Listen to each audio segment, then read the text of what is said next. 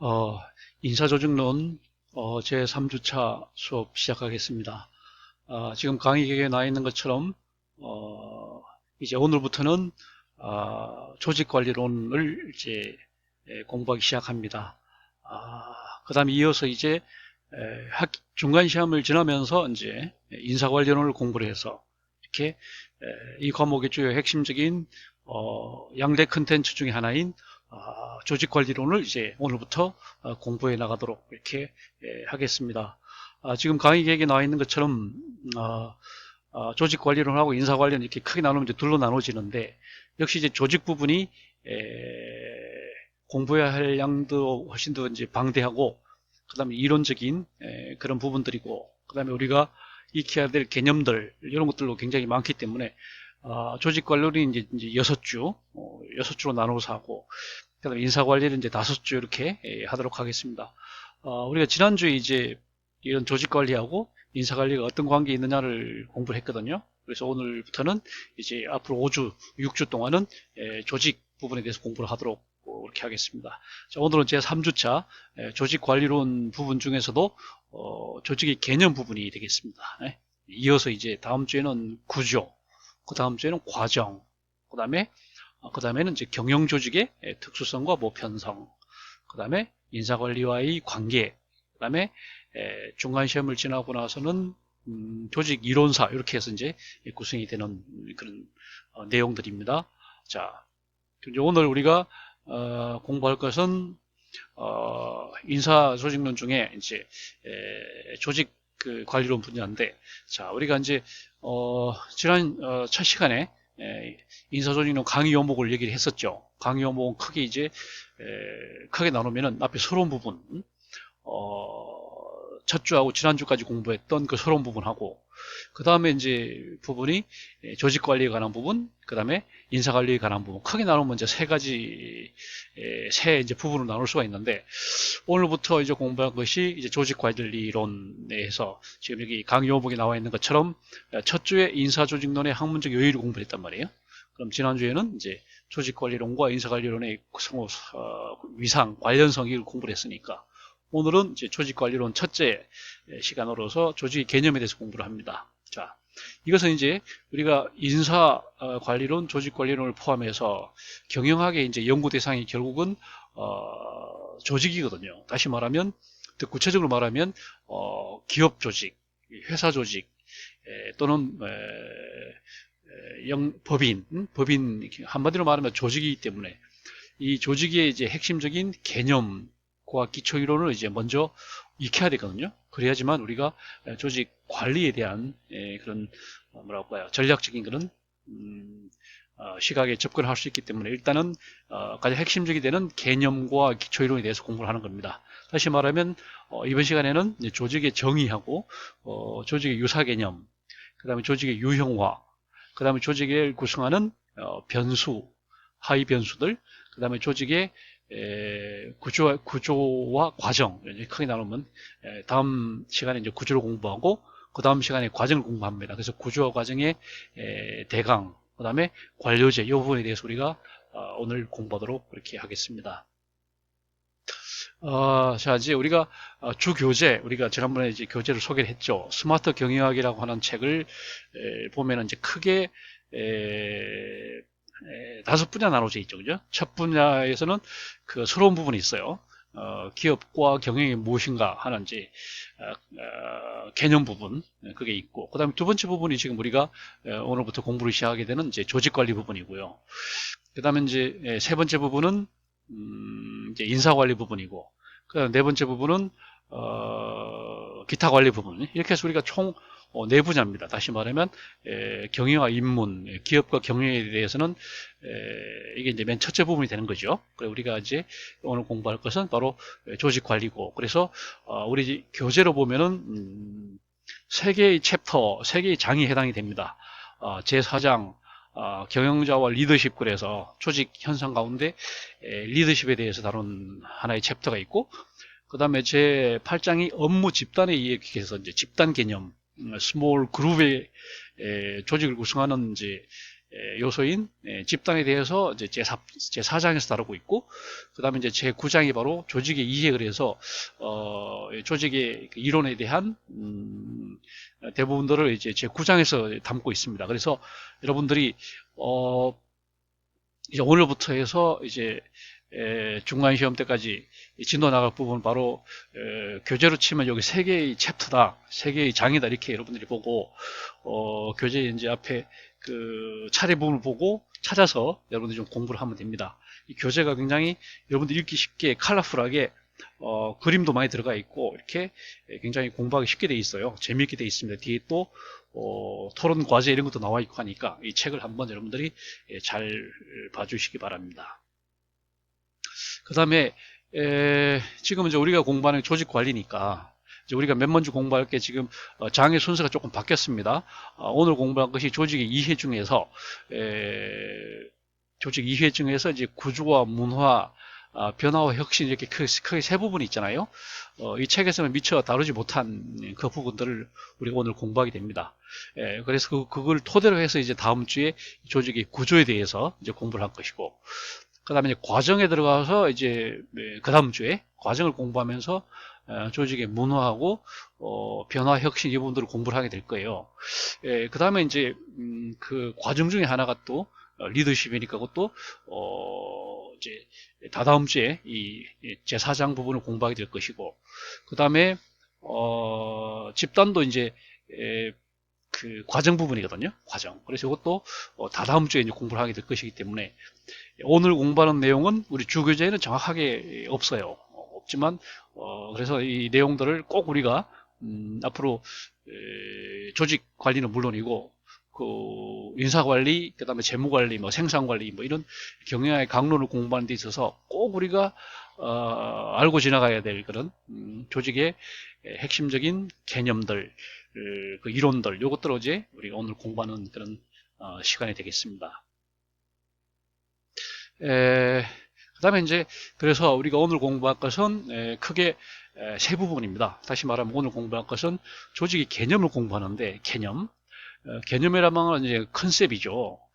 조직이라고 하는 게 굉장히 그 포괄적이고 굉장히 복잡하고 이런 그 입체적이고 이런 그 현상이잖아요. 그 현상을 우리가 다 이제 모든 현상을 볼 수가 없으니까 우리가 선택적으로 한 이제 부분을 이제 보게 됩니다. 입체적인 면을 다 볼 수는 없으니까 앞면 아니면 측면, 뭐 후면 이렇게 접근하거든요. 그래서 이제 그 중에 우리가 이제 채택하게 되는 한 측면, 이걸 우리는 개념이다 이렇게 얘기를 하잖아요.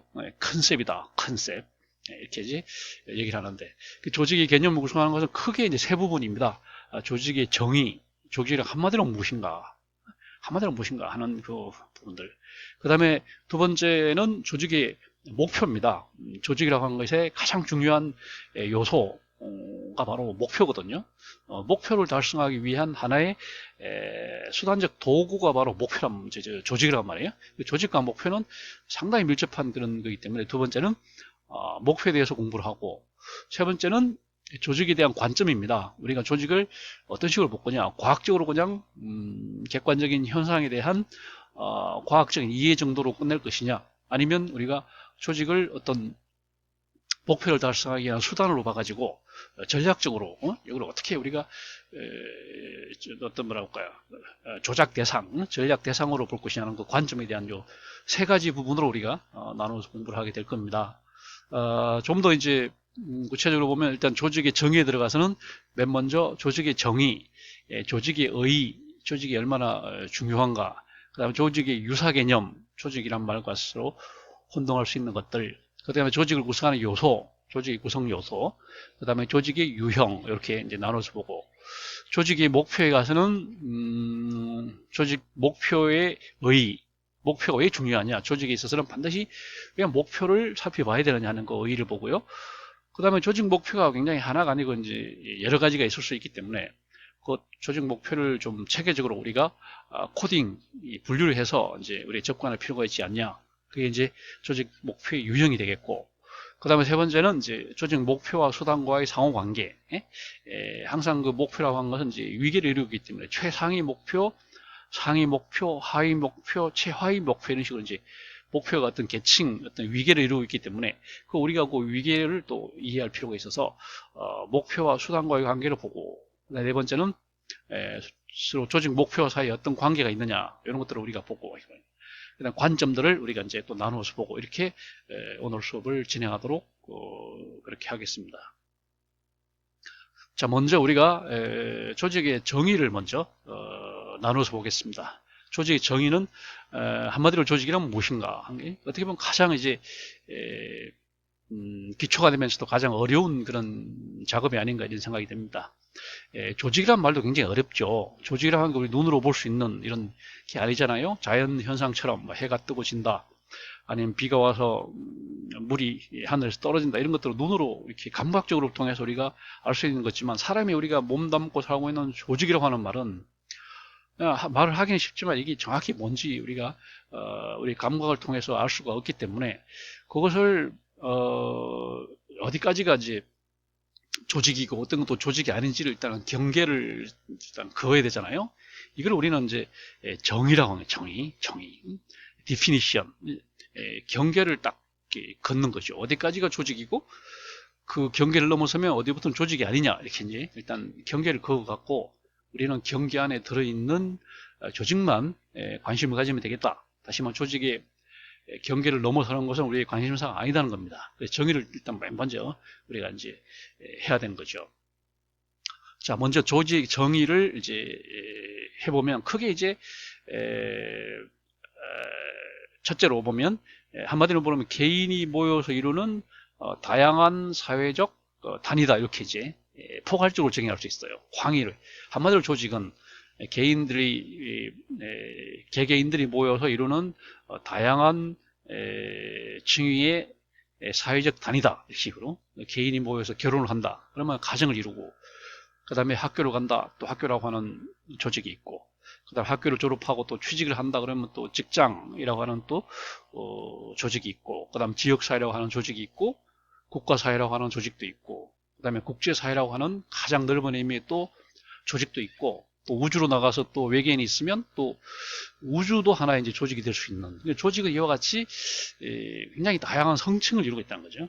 가장 하위에 있는 가족이라고 하는 그런 조직부터 시작해서 가장 상층에 있는 국제사회라고 하는 조직까지 이런 이제 층계를 이루고 있기 때문에, 이것을 우리는 조직 위계론이다, 조직 층위론이다, 조직 성층론이다, 이런 식으로 이제 얘기를 하는 건데, 이거는 이제 조직을 광의로 이제 봤을 때, 그러니까 우리가 인간사에 있어서 조직이 아닌 게 없는 거죠. 나 혼자 개인일 때만 조직이 아닌 거고, 개인이 모여서 친구가 된다 그러면 또래 집단이라고 또 조직이 되는 거고, 학교를 가면 친구들과 함께 또 학교 조직이 구성이 되는 거고, 집에 가면 가족들이 또 하나의 또 가정이 또 하나의 조직이 되는 거고. 그러니까 이제 넓게 볼 때는 조직이 곧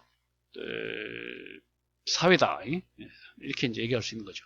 그러나 이제 조직을 좀 좁게 봤을 때 협의 조직은 뭐냐? 그런 다양한 층위의 매우 다양한 그런 조직들 가운데, 이제 이런 뭐라고 단위들 가운데 목표를 가진, 오로지 특정의 목표를 지향해서 사람들이 의도적으로 만든 것만을 조직이라고 하죠. 의도적으로 만든 건, 의도적으로. 그러니까 어떤 뭐랄까요? 어떤 역할 분담을 통해서 어떤 가족을 이룬다든지, 아니면 뭐 교육 또 학습을 하기 위해서 만드는 그런 학교 조직이랄지, 그 다음에 이제 영리, 개인적인 어떤 이익을 추구하기 위해서 만든 회사 이런 조직이랄지, 이런 것들, 그 다음에 이제 뭐 지역사회 국가랄지, 이런 것들은 이제 우리가 특정의 목표를 이제 추구해서 만드는 그런 사회적 단위잖아요. 이런 것들을 우리는 이제 특별히 조직이라고 합니다. 조직. 그 이하에 예를 들면 조직 이전에 무슨 그냥 비공식 집단이랄지, 이런 것들은 조직이 아닌 거죠. 그냥 자연스럽게 사람들이 모이는 거기 때문에 이거는 조직이 아니다. 목표를 가진 의도적인 사회적 단위만을 협의의 조직이라고 한다, 이렇게. 우리는 조직이, 그러니까 우리는 광의 조직은 사회를 구성하는 모든 단위가 다 광의 조직이지만, 협의 조직은 그러한 사회적 단위들 가운데 목표를 가지고 의도적으로 결성한 것만을 협의 조직이라고 한다, 이 식으로. 그러니까 이렇게 하다 보니까 목표를 사람이 이제 추구하다 보니까 조직이 계속 이제 분화하는 거죠. 분화. 가정이라는 조직과, 그 다음에 학교라고 하는 조직과 회사라고 하는 조직과 뭐 이런 것들이 계속 이제 분화가 되는, 그러니까 이제 조직 분화론이 된다, 이렇게 얘기할 수 있겠어요.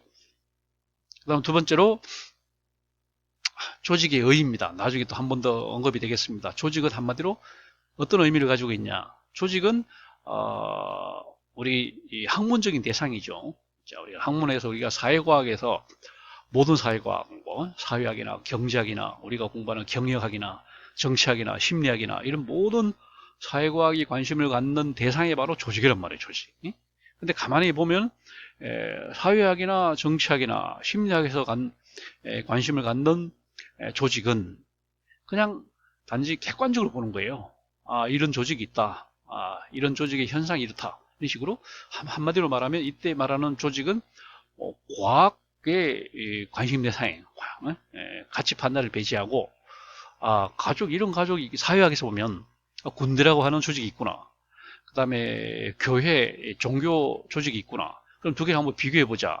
아, 대체로 가족이라고 하는 조직, 군대라고 하는 조직의 목표와 종교 조직의 목표가 이렇게 다르구나, 서로 다르구나. 이제 비교를 해보고, 정치학에서 말하는 관료제, 한국형 관료제와 미국형 관료제는 뭐가 다르고 같으냐, 뭐 이렇게 비교를 해본다든지, 이렇게 이제 순수하게 이제 가치 판단이 없이 그냥 객관적으로 바라보는, 이게 이제 과학으로서의 관심 대상, 과학적 관심 대상으로서의 이제 조직이 되겠고, 그렇죠. 심리도 마찬가지고요, 심리. 근데 이제 두 번째 입장이 바로 우리가 지금 배우고 있는 경영학에서, 그 다음에 또 행정학에서는 이제 조직을 바라볼 때 이렇게 단지 과학적 관심으로만 보지 않고, 이걸 하나의 수단으로 본다는 얘기죠. 경영학에서는, 기업에서 이제 어떻게 하면 그 이윤을 극대화할까라고 하는 시각에서 조직을 바라본다는 거죠. 삼성, 현대, 이런 이제 회사가 있으면 그 조직은 우리가 그냥 과학적으로 바라보는 게 아니에요. 어떻게 하면 삼성이, 현대가 어떻게 하면 이윤을 극대화할까라는 이제 하나의 영리, 하나의 수단을 보기 때문에 경영학에서는 이제 관리론적 시각이다, 이렇게 얘기할 수 있을 거고, 행정학에서도 마찬가지예요. 정부 관료제, 특정의 뭐 행정부서, 뭐 법무부, 국방부 이런 것들을 접근할 때는 그 공공의 이익을 위해서는 어떻게 운영하는 것이 가장 관리하는 것이 가장 효율적일까 하는 시각으로 보기 때문에 경영학과 행정학은 관리론적 시각이다, 이렇게 얘기할 수 있습니다. 관리론적으로 이제 조직에 접근하는 거죠. 그래서 여기서는 과학, 사이언스가 아니라 여기서는 실천적인 성격을 가지고 있다. 그래서 우리는 디시플린이다, 이렇게 디시플린 이렇게 얘기합니다. 디시플린, 하나의 규율이다. 그러니까 그렇게 이제 보는 겁니다. 그 다음에 이제 경영학이나 행정학에서는 조직을 하나의 관리 대상으로 봐요. 관리, 매니지먼트 관리, 잘 다스리는 그런 대상으로 보는 겁니다. 이 본래 이제 관리라고 하는 것은 현상 유지죠. 큰 문제 생기지 않도록 그냥 현상 유지하는 게 이제 관리니까, 그때는 이제 매니지먼트라고 이 말을 쓰는 거고, 그걸 조금 이제 차원을 높이면 어드미니스트레이션이다, 이 말. 이거는 이제 매니지먼트는 그야말로 현상 유지라면, 어드미니스트레이션은 현상 유지 플러스 알파, 현상 유지를 약간 넘어설 수도 있는 게 이제 어드미니스트레이션이죠. 어쨌거나 여기서는 경영학이나 행정학에서는 조직을 하나의 관리론적인 시각에서 바라보고 있다, 이런 얘기가 되겠습니다. 그 다음 세 번째로 조직의 유사 개념을 한 6가지로 정리를 해봤어요. 물론 뭐 그 외에도 굉장히 많습니다만 대체로 이렇게 6가지 정도로. 첫째가 가장 이제 좁은 의미로, 넓은 의미로 봤을 때 우리가 조직은 뭐냐면 사회를 구성하는 단위다. 이게 사회 구성 단위. 이걸 우리는 좀 어려운 말로 사회 구성체다, 이렇게 해요. 사회를 구성하는 단위가 뭐냐? 사회를 구성하는 단위가 조직이란 거죠. 사회는 조직이 모여서 이제 사회가 된다. 그러니까 이제 사회와 조직은 사실상 동의어다는 거예요. 동의어다는 거죠. 이렇게 이제 그렇게 보면 이제 조직을 굉장히 넓은 의미로 이제 보는 거고, 그 다음에 또 사회는 어떻게 볼 수 있냐면은 계층이 모여서 또 사회가 되거든요. 우리 사회를 보면 사회를 구성을 사회를 쪼개보면 수평적으로 쪼갤 수 있고 수직적으로 쪼갤 수 있단 말이에요. 그러니까 수직적으로 이제 쪼개지는 그런 사회 단위는 조직이고 수평적으로 이제 하나에 쪼개지는 그런 단위는 계급 또는 계층이라고 하죠. 계급 계층이라고 합니다. 그래서 조직은 사회를 구성하는 가장 핵심적인 요소다. 개인이 모여서 조직이 되고 조직이 모여서 사회가 된다고요. 개인이 모여서 계급 계층이 되고 계급 계층이 모여서 사회가 된다 이 식으로. 그래서 우리가 조직은 우리 사회 구성원들 하나로 이제 결속시켜주는, 사회 구성원들이 굉장히 다양함에도 불구하고 동일의 목표를 가지고 하나로 이제 결성이 된 게 조직이잖아요. 그러니까 조직은 그 구성원들이 어떤 이질성, 이것보다는 동질성, 동일 목표, 구심력 이런 걸 중심으로 보는 게 조직이고, 반면에 계급 계층은 좀 다르죠. 계급 계층도 사람들 하나로 묶어주긴 하지만 여기서는 동일한 의식을 가진 사람들이 모이기 때문에 이거는 사회 구성원들을 좀 쪼개는 경향이 있어요. 가진 사람, 못 가진 사람 이런 식으로 가진 사람끼리 묶어주고 못 가진 사람끼리 묶어주고 이렇게 해서 서로 이제 약간 대치적이고 약간 뭐랄까요, 위화감을 갖는 건. 그래서 이거는 이제 원심적인 개념이다. 이렇게 이제 얘기를 할 수 있는 거죠. 그 다음에 조직 이전에 가장 그 단순한 형태의 사회 단위가 이제 단순 결사체다 이렇게 지금, 단순 결사체, 사람들이 모여서 이제 가장 원시적으로 사람들이 그냥 모였다. 이것도 두 가지가 있어요. 군집과 범주가 있습니다. 군집은 뭐냐? 우연히 한 시간, 동일한 시간과 동일한 장소에 모인 그런 사람들을 우리는 군집이다, 어소시에이트다 이렇게 얘기하는. 예를 들면 뭐 지하철역에 우리가 사람들이 모여 있다. 그냥 같은 시간에 같은 지하철역에서 같은 방향으로 가는 지하철을 타기 위해서 기다리고 있는 사람들, 이게 군집이죠.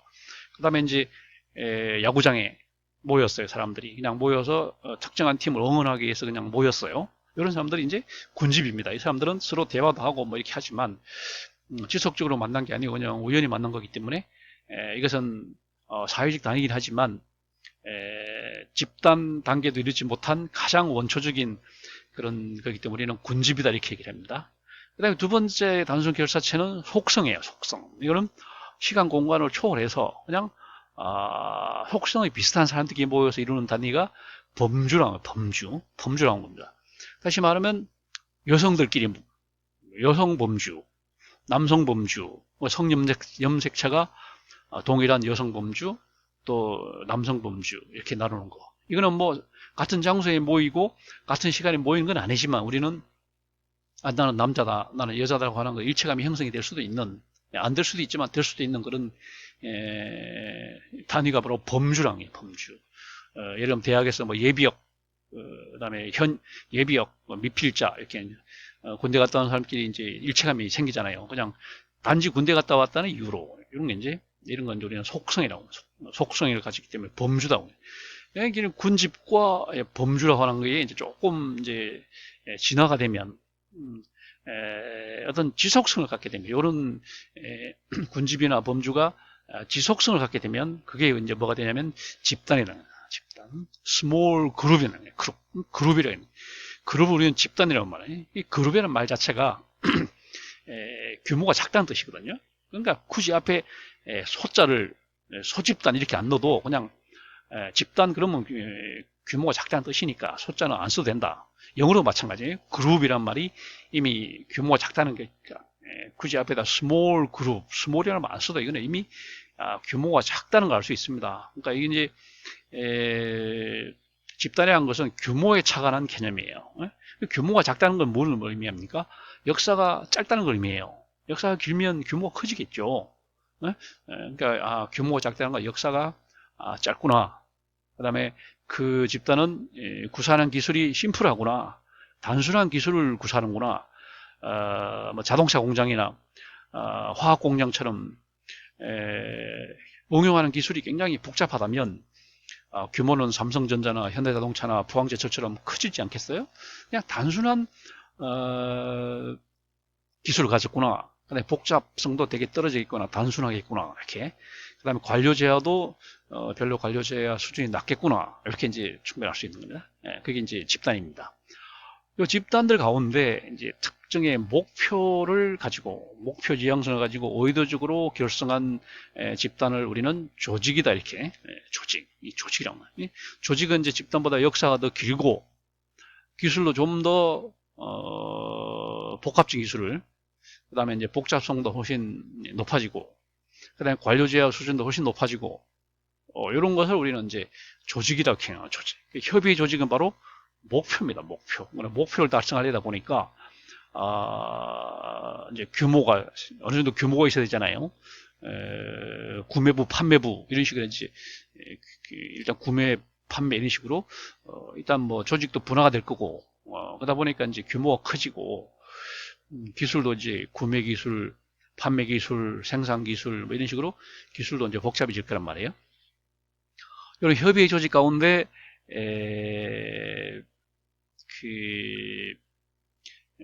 좀 더 이제 뭐랄까요, 대규모의 좀 더 규모가 상대적으로 큰 그런 조직을 우리는 관료제다 이렇게 하는 거네.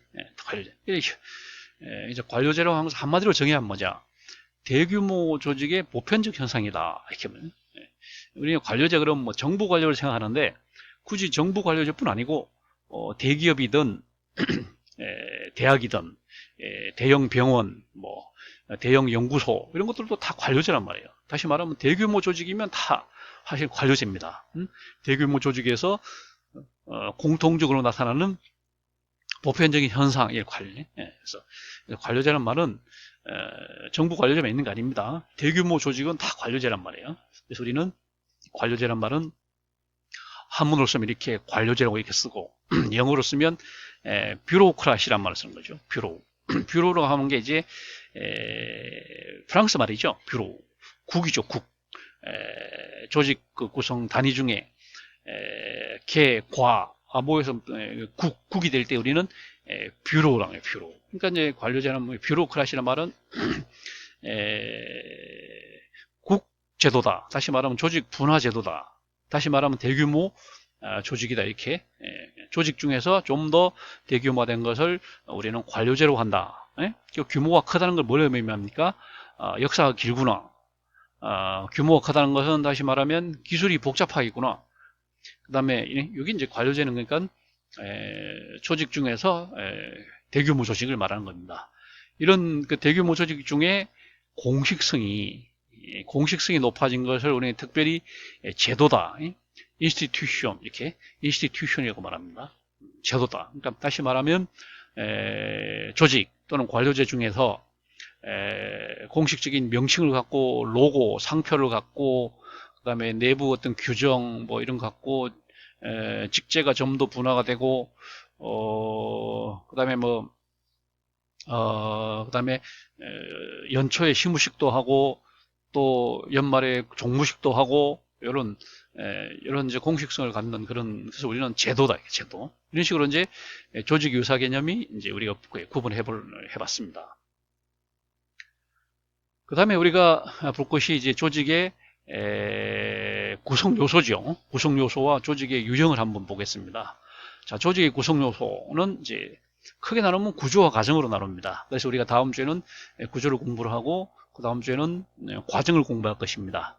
조직의 구조라는 것은 조직에서 이제 조직을 구성하는 각 하위 단위들이 수행하는 그 상대적 위상, 이게 이제 구조거든요.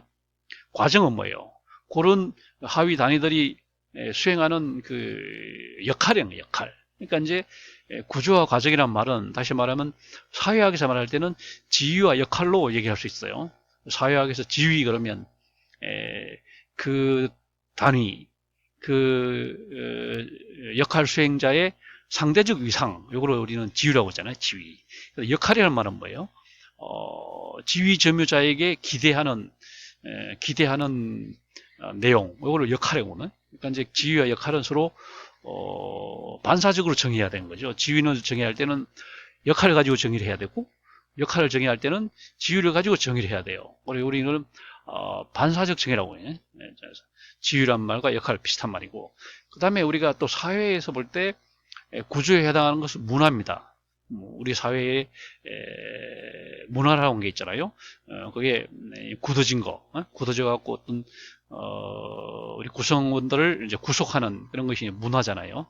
반면에 그 구성원들이 그 문화에 대해서 적응해가는 과정, 다시 말하면 사회화되는 과정은 과정이라고 볼 수 있는 거죠. 그리고 문화와 적응과의 관계가 같다. 이건 다시 말하면 이제 구조기능주의로 말하면 구조가 있고 이제 기능이 있는 거죠. 구조는 우리가 말하는 얽혀져 있는 구조라고 그러고, 그다음에 그것이 작동하는 것을 기능이라고 하잖아요. 그것이 수행하는 게 기능. 그러니까 이제 우리가 조직에서 구조 과정은 사회학으로 말하면 지휘의 역할이요, 사회학에서 말하면 문화와 적응이요, 그 다음에 생물학에서 말하면 구조와 기능이다, 이렇게 얘기할 수 있어요.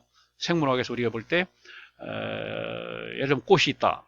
꽃이라고 하는 구조는 어떤 식물의 맨 꼭대기에 이제 피는 그런 게 그런 구조를 가지고 있는데, 꽃이 하는 기능은 뭐예요?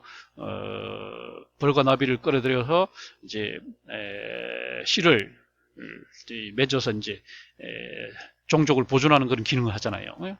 이런 식으로 이제 생물학에서 구조가 있으면 기능이 있고, 또 기능을 수행하기 위해서 이제 구조가 생겨나고, 이렇게 보는 게 그런 겁니다. 그래서 이제 이것은 구조 과정은 그런 관계에 있다. 그 다음에 이제 두 번째로 조직의 구성 요소는 지금 말한 것처럼 개인이 모여서 집단이 되고, 집단이 모여서 이제 제도가 되고, 제도가 모여서 이제 사회가 되고, 이렇게 아까 다시 말하면 개인이 모여서 집단이 되고, 집단이 모여서 이제 조직이 되고, 조직이 모여서 관료제가 되고, 관료제가 모여서 제도가 되고, 제도가 모여서 사회가 된다. 이런 식으로 조직은 위계를 이루고 있어요. 그러니까 조직을 구성하는 최소의 단위는 개인이다, 이렇게 얘기할 수 있는 거죠. 그 다음에 그 개인이 보다 상위에 있는 이제 조직의 구성 요소는 집단이다, 이렇게 얘기할 수 있는 거고, 그 다음에 또 조직보다, 협의 조직보다 더 상위에 있는 개념은 제도다, 이렇게 얘기할 수 있는 거고, 최상위에 있는 조직은 역시 사회다, 이런 식으로 얘기할 수 있습니다.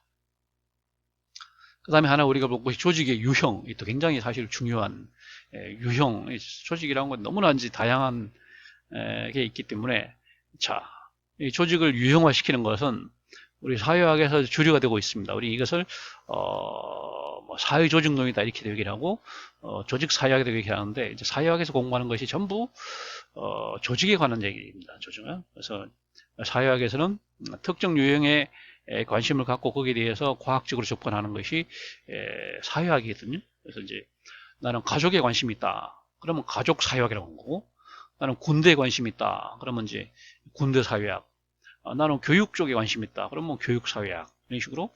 그 다음에 이제 나는 현대 산업 조직에 관심이 있다, 그러면 이제 산업 사회학, 이렇게 얘기하는 거고, 이런 식으로 사회학이라고 의 강론이라고 하는 게 결국은 사회 조직을 일단은 유형화시켜서 그 중에 특정 조직에 대해서 과학적으로 접근할 때 그걸 우리는 사회학이라고 말하기 때문에, 어떻게 보면 현대 사회학의 주류는 조직론이다, 이렇게 얘기할 정도로 조직은 굉장히 다양한 거고, 그 다음에 관점에 따라서 너무나 다양하게 유형화시킬 수 있다는 거죠. 자, 그래서 우리가 분류라고 하는 게, 또는 유형화라고 하는 것은 우리가 지식과 학문의 시작이다, 이렇게 얘기할 수 있어요. 우리가 태초에 우리가 인간에게 지식과 학문이 어떻게 시작이 됐느냐, 분류를 하면서 시작이 된 거죠. 분류를 하면서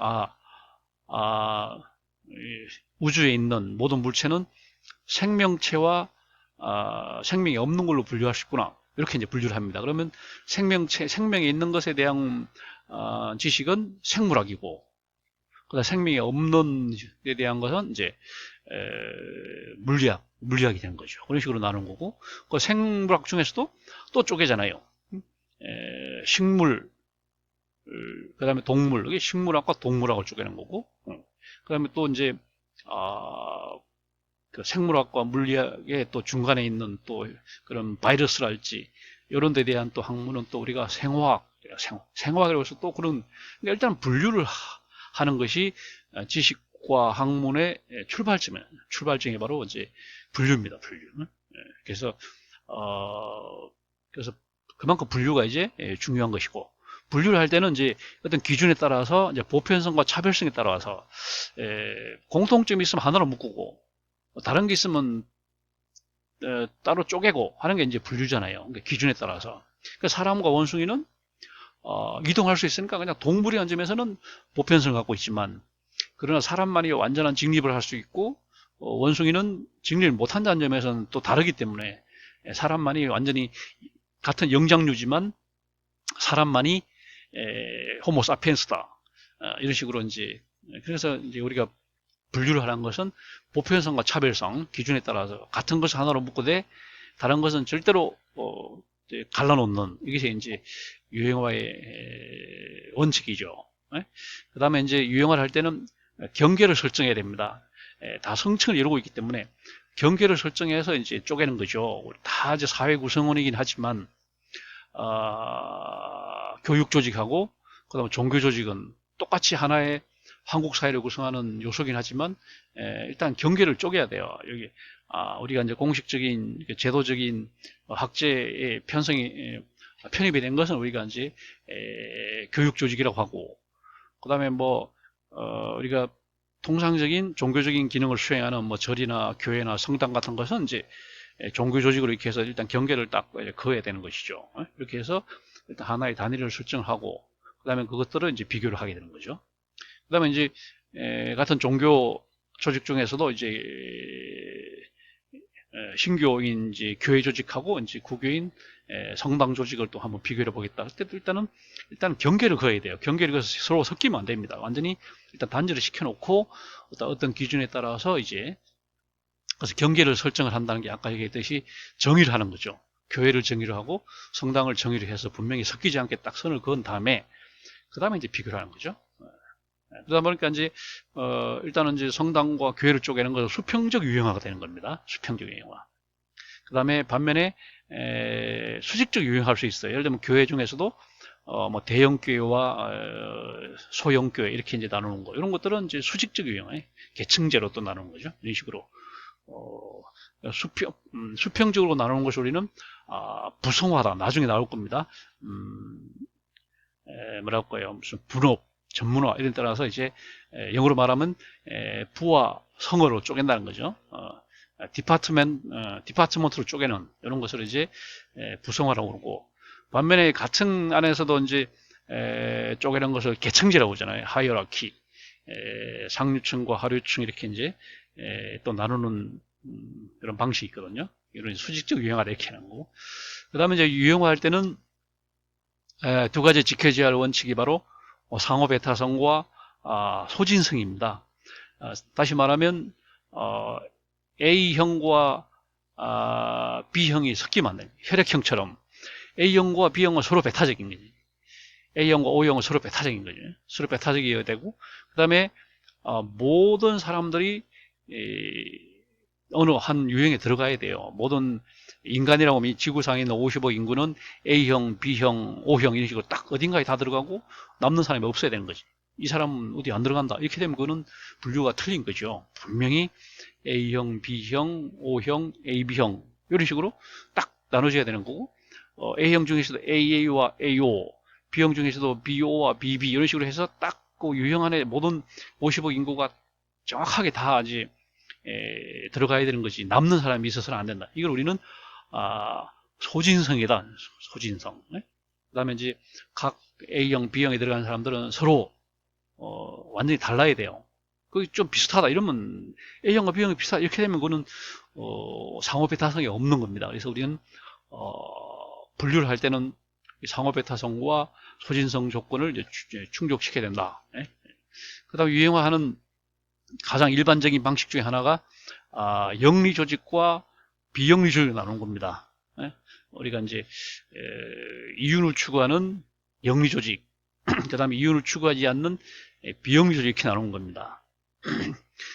이렇게 나누면 굉장히 이제 일단은 쉽죠. 그러나 이제 또 내부적으로 들어보면 또 그렇게 간단치가 않은 것이, 영리 조직도 또 다양해요. 예를 들면 뭐 같은 뭐 그 회사 조직 같은 회사라고 하지만 제조업과 또 금융업이 또 달라요. 제조업은 아주 직접적인 영리를 추구하지만 금융업은 영리를 추구하긴 하지만 제조업처럼 그렇게 추구할 수가 없어요. 그래서 우리는 금융업과 산업을 구분해야 된다. 금융업과 일반 산업을 구분해야 된다. 그래서 우리가 이제 그 뭐랄까 기업 규제 얘기할 때 금산분리 얘기 나오잖아요. 금융업과 일반 제조업을 구분하자. 금산분리 이렇게 해서 쪼개자는 거죠.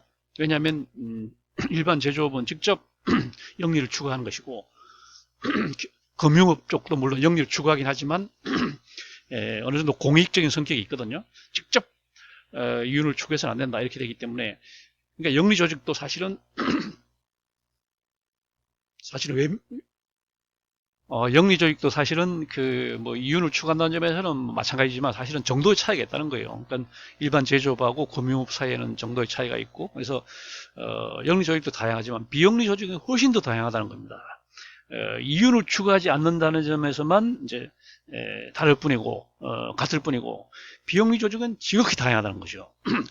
그래서 우리가 이것을 우리가 이제 그래서 우리가 이제 이것을 그 법인이라고 해서 갖고 우리가 민법상에서 우리가 이제 법인을 구분하잖아요. 사람들이 모여서 만든 법인을 사단법인이라고 그러고 돈이 중심이 돼서 만든 법인을 재단법인이라고 그럽니다.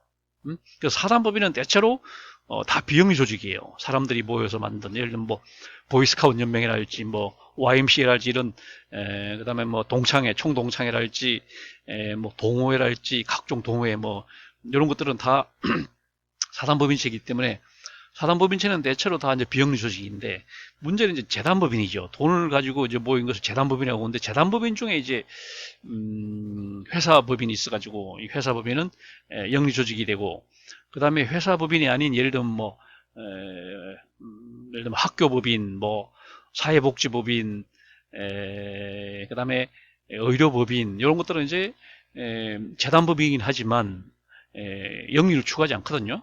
그래서 이런 거 이제 비영리 조직이 되는 거죠. 그래서 우리가 이 분류법이 상당히 복잡하긴 하지만 물론 이제 지금 말한 것처럼 사회복지법인이나 학교법인이나 의료법인 같은 것도 이제 비영리 조직이긴 하지만 이게 또 반드시 또 비영리라고 얘기할 수 없는 것이 최소한 현상 유지는 돼야 되거든요.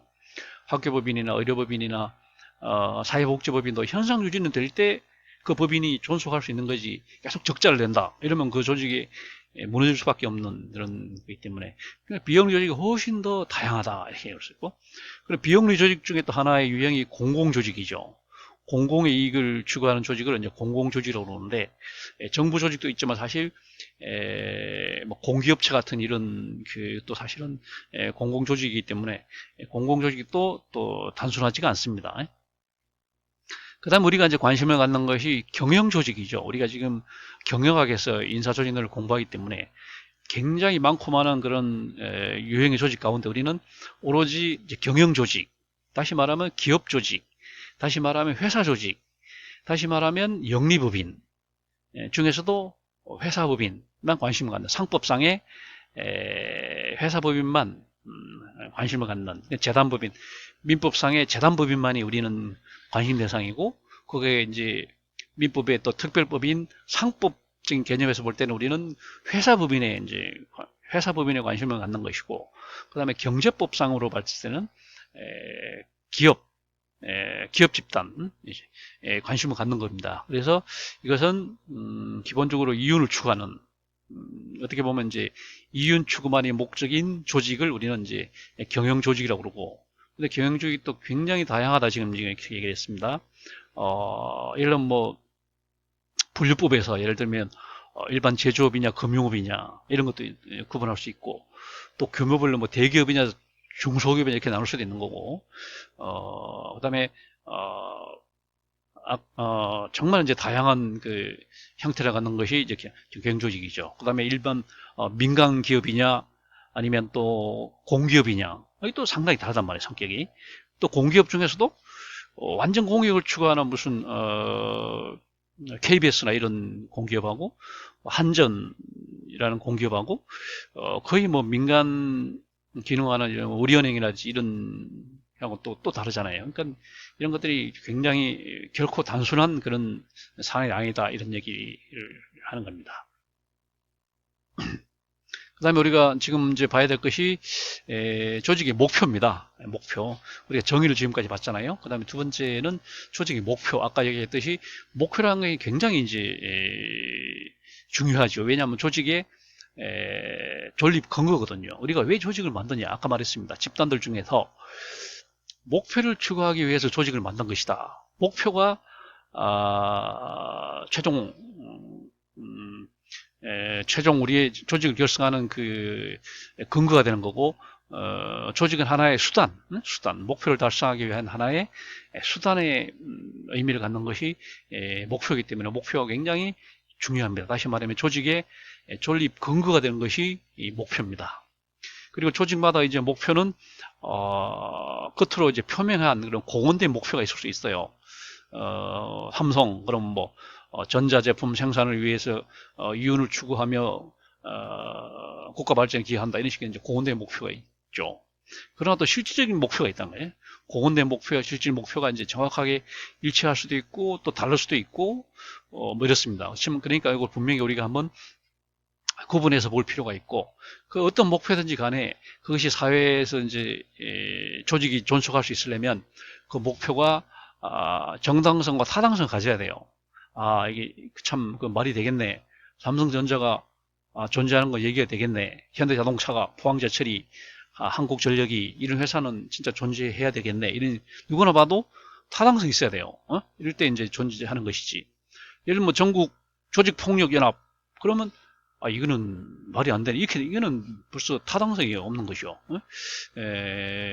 뭐 막연한 이런 거는 안 되는. 그 다음에 이제 이런 타당성에서 정당해야 돼요. 누구나 정당해요. 정당성을 가질 때 그 목표가 인정을 받고 그 다음에 조직이 존속을 할 수 있는 거지. 정당성이 없다. 예를 들면 뭐 도둑연합회 이래갖고 도둑연합회 그러면 이거는 정당성이 없잖아요. 그 다음에 마피아 집단 이러면 이건 이제 그러니까 이 목표는 그만큼 정당하고 타당성이 있어야 될 때 이제 존재할 수 있다. 그 다음에 이제 그만큼 목표가 중요하기 때문에 우리는 경영을 관리를 하든 모든 관리의 이유가 뭐겠어요? 목표를 달성하는 거죠. 목표가 를 위한 하나의 수단이기 때문에 그래서 우리는 한때 그 MBO라고 하는 게 한때 유행한 적이 있었습니다. MBO, Management by Objective. 그러니까 우리 말하자면 목표에 의한 관리예요. 목표 관리가 아니고 목표에 의한 관리. 줄여서 우리는 목표 관리 이렇게 얘기하는데 우리가 관리를 하는데 뭘 가지고 관리를 하냐?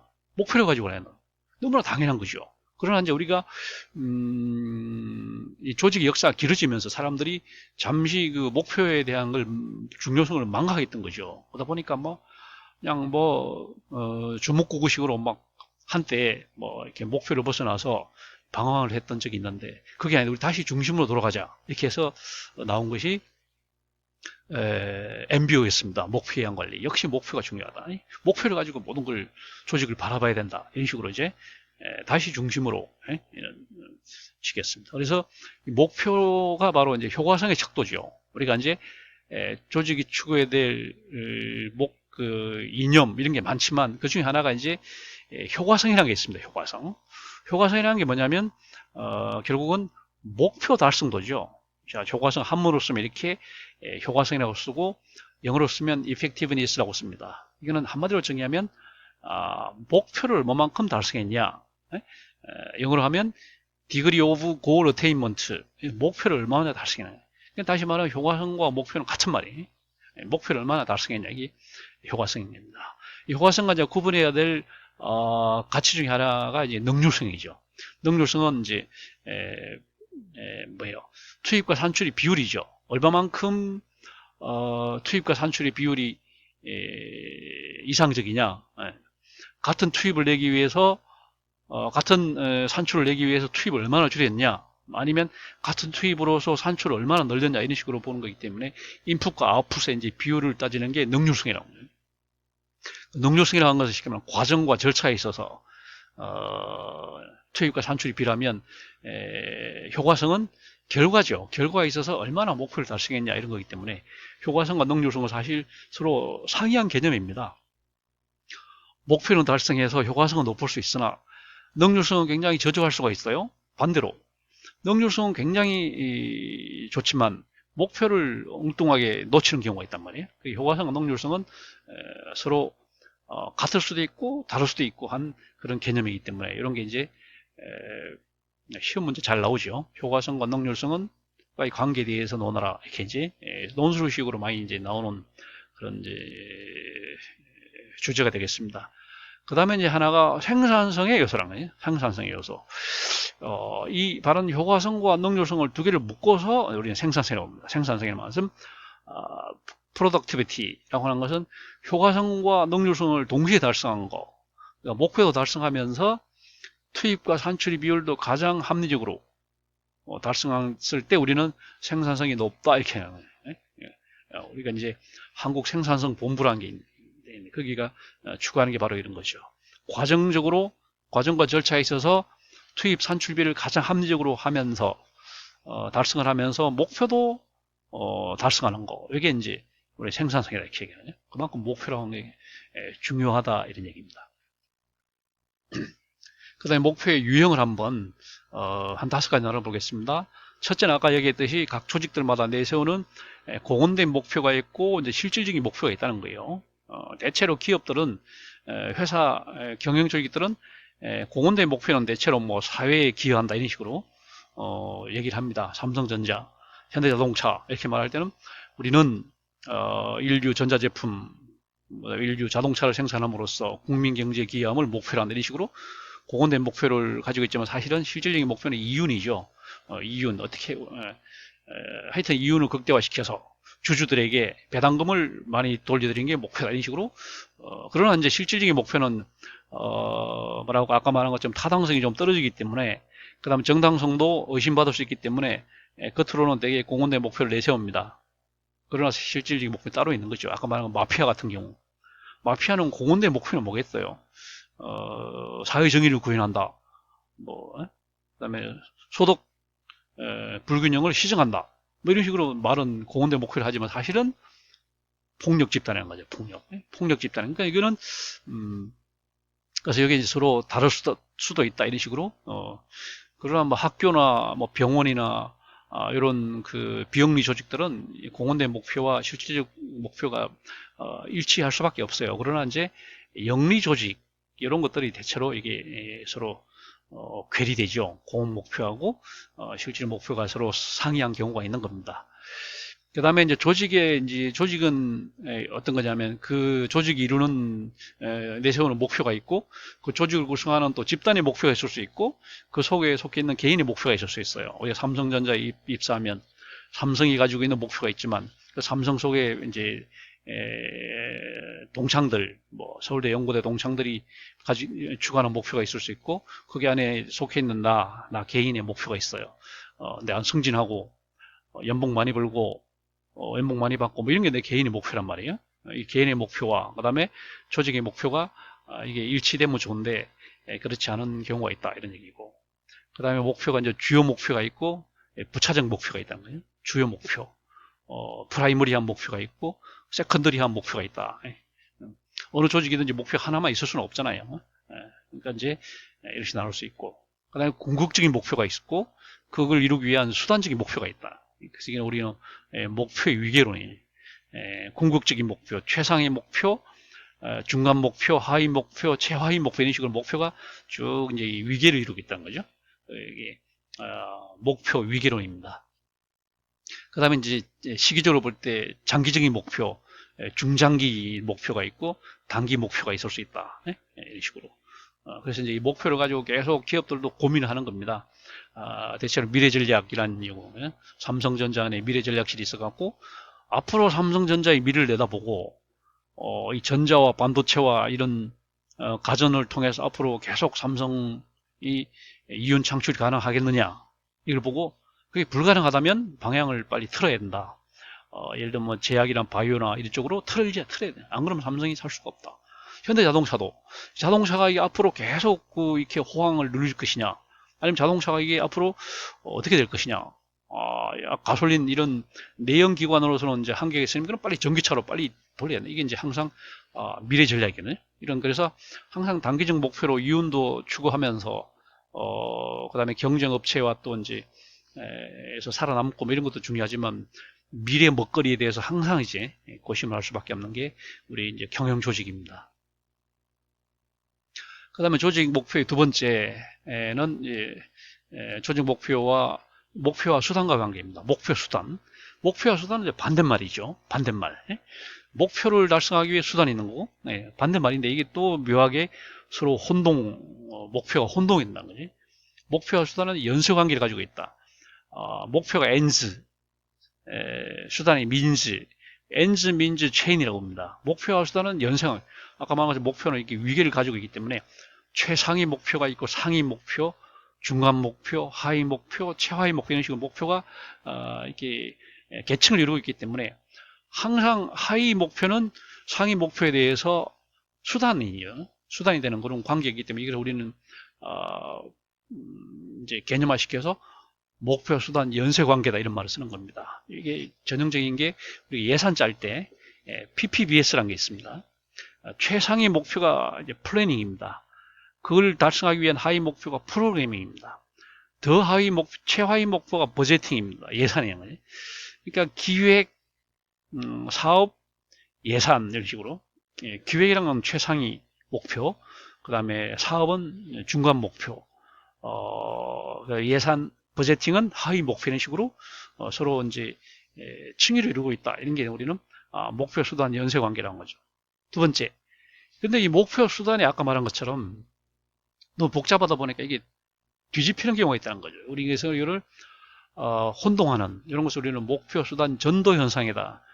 뒤집히는 현상이다 이런 말을 쓰는데, 자 이것을 이제 가장 그 예를 든 사람이 사회학에서 이제 로버트 머턴이라는 사람이 동조과잉이라는 말을 썼습니다. 이 말은 영어의 over conformity라는 말을 이제 번역을 해서 동조과잉, 지나치게 집착한다. 지나치게 뭐랄까요? 동조를 맞춘다는 거죠. 이게 무슨 말입니까?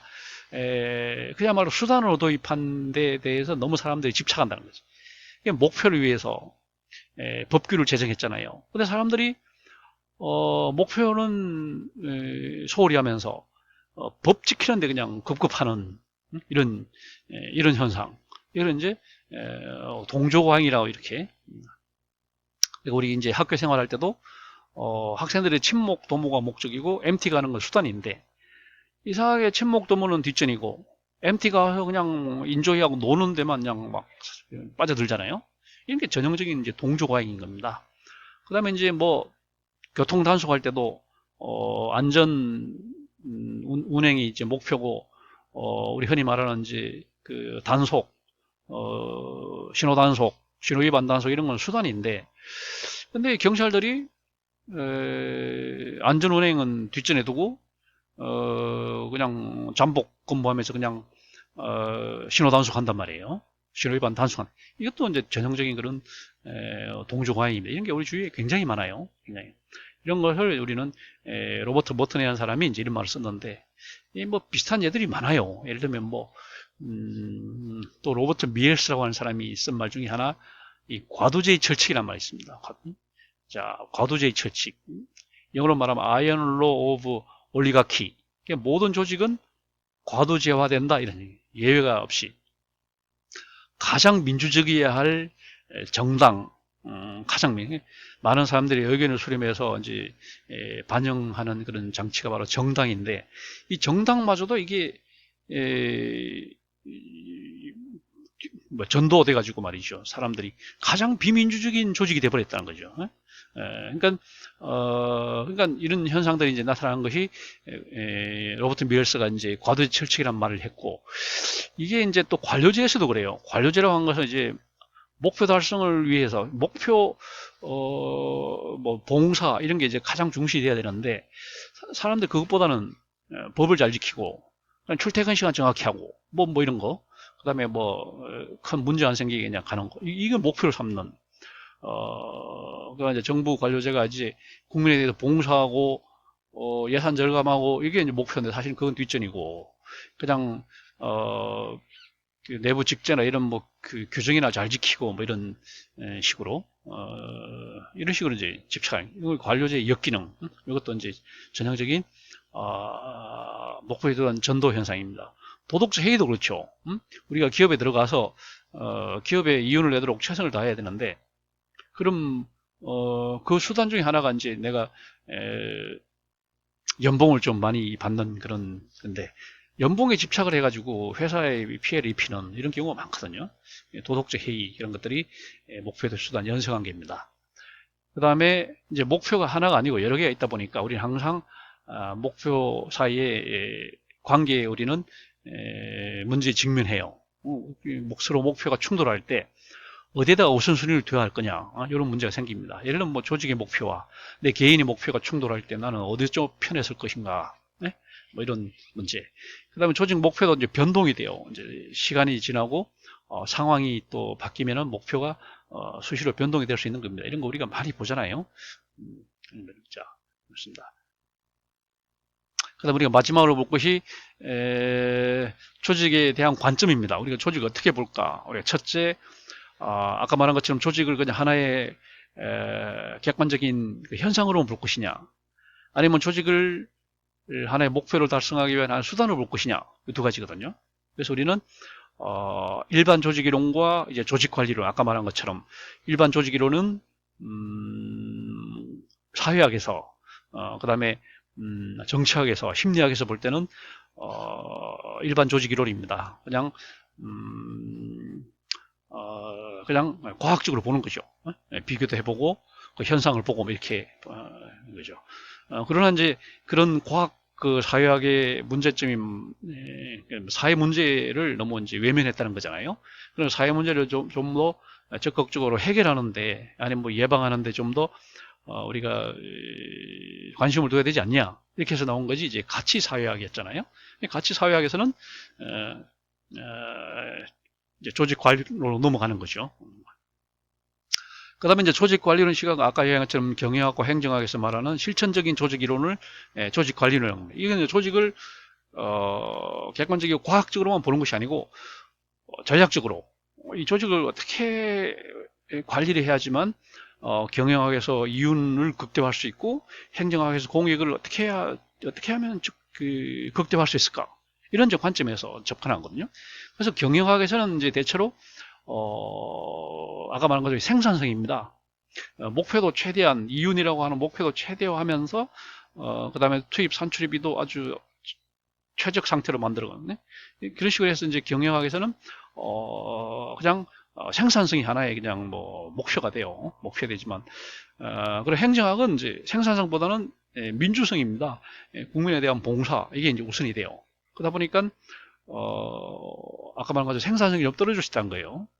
민주성은 극대화되지만 생산성이 떨어질 수 있다 이런 문제가 있는 거고 경영학은 반대죠.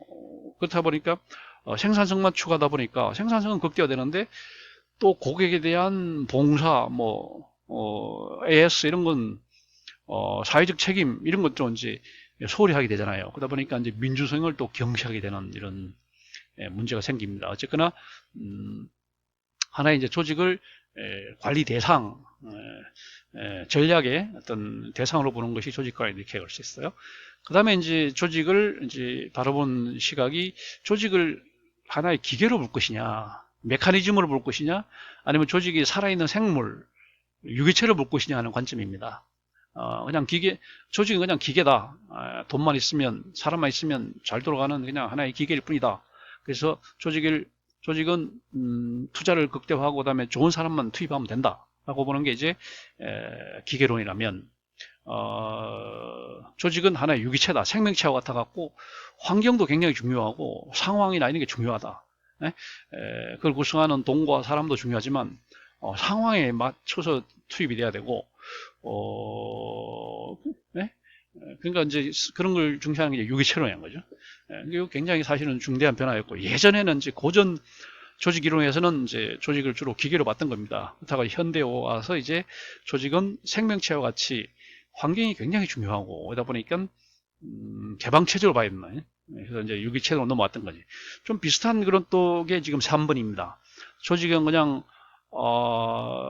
개인들을 단순히 합쳐놓은 것이냐, 아니면 사람 인적 요소하고 물적 요소를 그냥 합쳐놓은 그런 단순 합이냐, 아니면 조직은 인적, 물적 토대와는 별개의 또 생성체냐 이렇게 보는 관점이거든요. 개체주의적 관점은 그냥 인적 요소, 물적 요소를 합쳐놓은 게 조직이니까 그 조직을 최적화하려면 인적 요소, 물적 요소만 최적화하면 된다 이런 식으로 심플하게 생각하는 게 개체주의적 그 조직관이라면 전체주의적 조직관은 그게 아닙니다. 인적 요소, 물적 요소도 중요하지만 그거를 최적화한다고 조직 자체가 최적화되는 건 아니다. 인적 최적화, 물적 최적화가 반드시 조직 전체의 최적화를 결정해 주는 건 아니다. 이렇게 이제 얘기하는 게 전체주의적 조직관이거든요. 자, 그래서 이게 지금 2번, 3번은 아마 조금 비슷한 입장이라고 볼 수 있겠어요. 그렇지만 조금 또 다른 얘기입니다. 그냥 기계론이 대체로 개체주의와 부합을 하고 유기체론이 대체로 전체주의와 이제 전체주의와 이렇게 결합을 하지만 꼭 일치하는 건 아니고요. 그렇습니다. 이것은 나중에 이제 우리가 조직론 맨 마지막 시간에 중간 시험 지나고 이제 조직 이론을 공부할 때 이게 다시 한번 나옵니다. 조직 이론의 흐름에서 우리가 아주 예전에는 조직을 하나의 기계로, 하나의 단순합으로 이렇게 이제 봐왔지만 특히 이제 2차 대전을 지나면서 굉장히 뭐랄까요? 시장의 경쟁이 치열해지고 이렇게 됨으로 해갖고 중요하게 등장한 것이 이제 상황의 논리였잖아요. 그래서 이제 유기체론, 전체주의, 개방체제 이런 게 등장했던 겁니다. 폐쇄 이론에서 이제 개방체제로 갔던 이런 것들이 나중에 다시 한번 더 반복이 되니까 그때 우리가 한번 보도록 하고요. 자, 그래서 오늘은 이제 오늘은 그 조직 관리를 맨 먼저 첫 시간으로서 이제 조직의 개념에 대해서 공부를 했습니다. 그러면 이제 다음 시간에 이어서 이제 구조를 공부를 하고 과정을 공부를 하고 이렇게 식으로 진도를 나가도록 하겠습니다. 자, 이 시간 여러분 공부하느라고 수고 많았습니다.